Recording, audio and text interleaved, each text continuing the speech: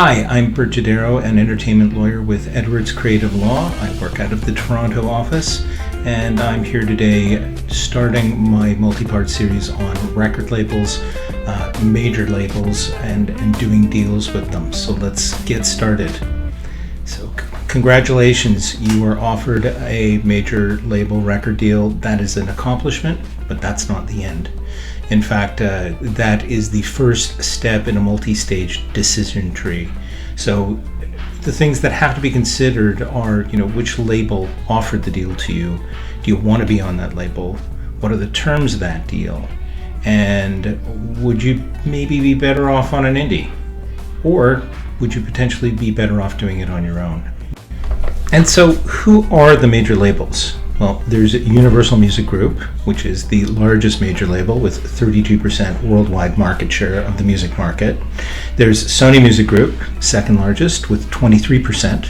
There's Warner Music Group, which has 16%. And then there are the independents, which have 30% of the worldwide market share for music, and that is rising. So when we speak about the major labels, they're really each a label system. Meaning that there are a lot of sub-labels within that particular group. So for Universal Music Group, some of the iconic labels are Interscope, Island Def Jam, Capitol, Blue Note. For Sony Music, it's Columbia, Epic, RCA. For Warner Music Group, it's Atlantic, Elektra, Parlophone. Those all come to mind. And so what is a label? What does it really do? So a true top-to-bottom record label has the following main units that an artist needs to focus on, engage with from a business perspective. The first one is the artistic and commercial creative team, which is artist and repertoire, or A&R. There's the marketing and promotion team, and then there are the administrative units, which are finance and legal and business affairs. And so is the main role of a label advances, financing the creation of content. Surely that's an important part of what they do, but it is not everything. There are also alternative sources to financing these days, creative ones as well. So I think while that's important and while labels have money to help you create your content, there are other ways to do that, and that can't be the main role of a major label at this point. Is the main role marketing? I would say yes, mainly. There's a lot of emphasis put on marketing.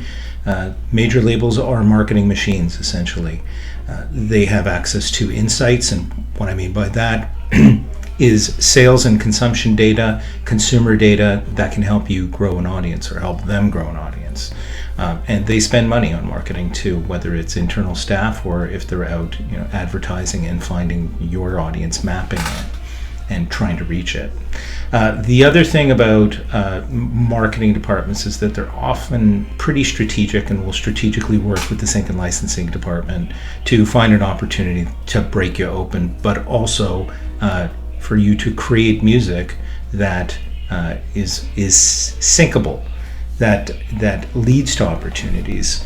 Really interesting story with X Ambassadors was that the song Renegade was more or less backwards commissioned by the sync department at Universal Music Group, and it was then pitched to Jeep Renegade to be in a commercial, all the while knowing that this song would speak to the brand, it would be perfect for a commercial, and lo and behold, it made it into the commercial, and that made the sync and licensing department a lot of money, but it also broke X Ambassadors.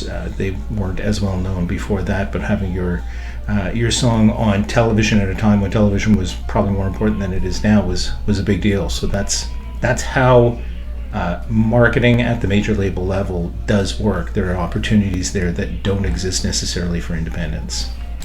In the next segment, I talk about the leverage that you have as an artist to get the things that you want from your major record label, if you so choose to go that way, and have them propel your career in the way that you want to. So I hope you watch the next one with us.